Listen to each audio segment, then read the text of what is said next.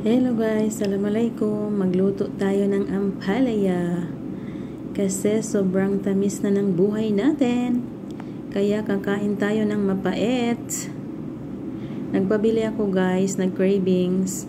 Ayan na 3 piraso, nasa 5 realization. Ang mahal, diba? Okay lang yan. So, nahati na natin si ampalaya. Alisin natin yung puti na part. Pero hindi ko siya tinapon guys. Itinabi ko, inalisan ko ng buto-buto. So may gagawin ako later. Ipapakita ko din kung anong gagawin ko dun sa puti na part ng ampalaya. Nahiwa-hiwa na natin ang ating ampalaya. Syempre, ibabad muna natin sa asin for 5 minutes.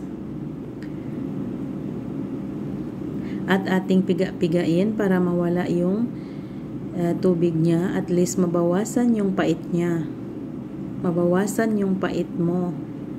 Yung pait ng ampalaya. Nahugasan ko na pala guys. Ayan na ang ating lamases, sibuyas, bawang, kamatis. Hindi na ako naglagay ng sili guys. Meron kaming chili garlic paste. So ayan na ang ating kawali. Lagyan natin ng mantika. Igisa na natin ang sibuyas at bawang. So, yung amoy ng mantika, guys, napakabango. Amoy pa lang ay ulam na. So, isunod natin si kamatis at lagyan natin ng black pepper. Isunod naman natin si ampalaya. Pag sobrang tamis ng buhay mo, guys, kumain ka ng ampalaya para hindi ka ma-diabetes. Kahit mapait, maraming benefits. O, diba? Syempre, meron pa tayong oyster sauce. Lagyan natin ng oyster sauce, pampalasa. Masarap siya, guys. As in, masarap siya. Tapos, makakapag-extra rice ka na naman. Zay!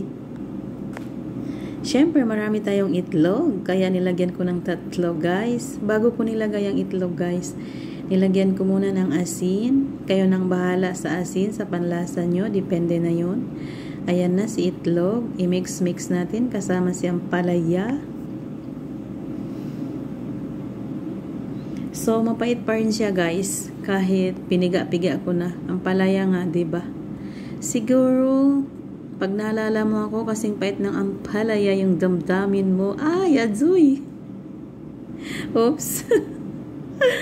Pero okay lang. Marami naman akong benefits sa'yo, diba? Char. Oops! Ayan, luto na siya guys. At magsandok na tayo para makakain na. Siyempre, magkakamay kami. Kasi masarap ang ulam. Ayan na ang aking chili garlic paste guys. Ako ang may gawa. May video na ako yan dati, pero gumawa ako ng bago. So, i-upload ko din yung video. So, masarap guys. Bismillah! Kain tayo! At naggawa rin ako ng watermelon milkshake. Masarap guys. So, hindi na siya pink kasi nga may gatas. Yun lang guys. Thank you for watching!